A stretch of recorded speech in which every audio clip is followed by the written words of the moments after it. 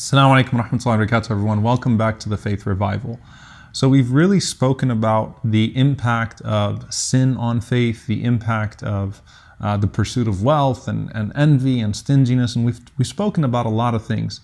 But what about good deeds that actually can hurt your iman? What does that mean? The Prophet ﷺ says, "لَنْ يَشَادُ الدِّينِ أَحَدٍ."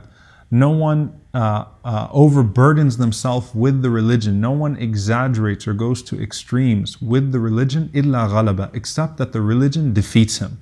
That's powerful. The religion defeats you. The religion actually crushes your iman. What is the Prophet ﷺ talking about? He says, فَسَدِّدُوا وَقَارِبُوا وَغْدُوا وَرُوحُوا. He said, so be moderate and proceed gradually. وَغْدُوا وَرُوحُوا, and worship Allah subhanahu wa ta'ala in the morning and between Asr and Maghrib. وَشَيْءٌ مِنَ الدُّلْجَةِ وَالْقَصْدَ الْقَصْدَ تَبْلُغُوا, and a little bit in the last part of the night, and proceed moderately, and you will reach your goal. The Prophet ﷺ is telling us that sometimes the most detrimental thing to your iman is when you set unreasonable expectations for it. When you have this sudden burst, that catalyst that we spoke about a few episodes ago, you have that sudden burst and this want to just take it all on at once. I've been so far away from Allah subhanahu wa ta'ala, now I need to grab everything. So I need to go from being this wicked transgressor, this sinner, to being a companion of the Prophet ﷺ. Like, I need to get to that level tomorrow because I've done so much bad in my life, I need to jump into this. The Prophet ﷺ witnessed that in his life, and he warned people from going to extremes with good deeds because it will crush your iman when you can't maintain that output. And there are many examples of that. You know, every fundraiser in Ramadan, and of course it is the Yaqeen fundraiser, so please donate to Yaqeen. Every fundraiser in Ramadan, you'll see people quote Abu Bakr as-Siddiq radiallahu ta'ala anhu, and they'll say that Abu Bakr gave all of his wealth for the sake of Allah, and Umar gave half of his wealth for the sake of Allah. And the Prophet ﷺ praised Abu Bakr and Umar. However, what they won't tell you is that the Prophet ﷺ actually stopped other people from giving all of their wealth. Why? Because he recognized that that was unreasonable. So when people came to the Prophet ﷺ and said, I want to give it all for Allah, he said, أَمْسِكْ عَلَيْكَ بَعْضَ الْمَالِ, you should hold some of it for your family. You should not give it all up. They said, Ya Rasulullah, I want to give it all up. The very famous story in Surah Ali Imran, لَن تَنَالُوا الْبِرَّ حَتَّى تُنْفِقُوا مِمَّا تُحِبُّونَ. You will not achieve Jannah or righteousness until you give of that which you love.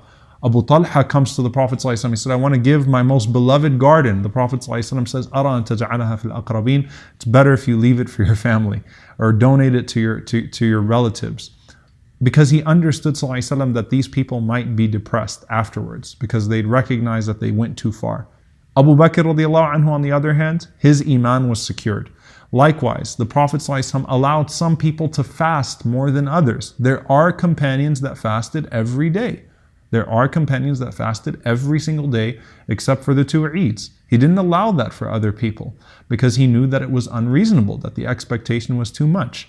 So he tells Abdullah bin Amr bin al-As radiallahu ta'ala anhu that the best fasting is the fasting of Dawood alayhi salam. If you really want to fast, and he took him through the equation. First, try Mondays and Thursdays. Try 3 days of the month. Okay, you want more? Then don't go beyond fasting alternate days, because he recognized Abdullah ibn Amr was too overzealous and he was too young and he was trying to do it all at once. Trying to pray all night. I want to pray all night long, Ya Rasulullah. I don't want to wait till the last third of the night to start praying. And what did the Prophet ﷺ tell him? He said, Ya Abdullah. He said, listen to me. Oh Abdullah. لا تكن كرجل كان يقوم الليل فترك. Don't be that guy that comes later on in life and says, I remember when I used to pray Qiyamul Layl, and then he just abandoned it altogether. Because it became too burdensome, because the bar he set was way too high.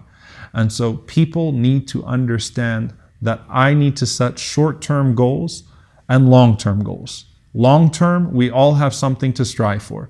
We will never surpass the Prophet ﷺ and his companions. So long-term, I want to get here. Short-term, I can't go from not reading Quran at all to reading the Quran 3 times a month. I need to start somewhere. I can't go from not praying my 5 prayers on time to praying all night long, or to saying that I'm going to pray Qiyamul Layl every night.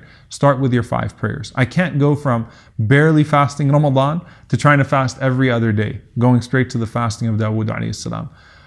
if you set unrealistic goals for your faith, you will feel defeated when you're unable to meet those goals. So what do you have to do? You have to set goals that you can achieve, inshallah. Once you achieve these goals in baby steps, then you build on them, inshallah ta'ala. You don't start with these lofty goals, you build on them.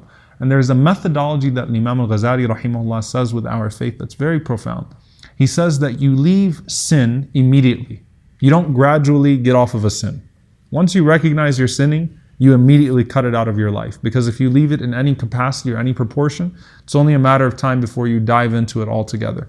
But you build good deeds gradually. So rapidly detach from sin, slowly and gradually attach to good habits and good practices to build your iman.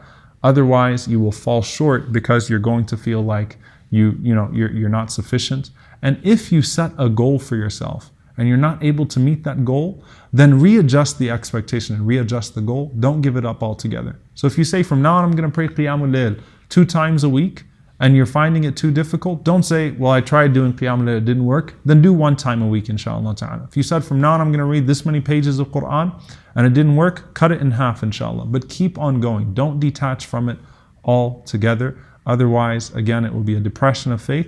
May Allah subhanahu wa ta'ala allow us to proceed with moderation towards Him and not be overburdened by a religion that is meant to provide ease and tranquility to our hearts. Allahumma ameen. See you all next time, inshallah. Assalamu alaikum wa rahmatullahi wa barakatuh.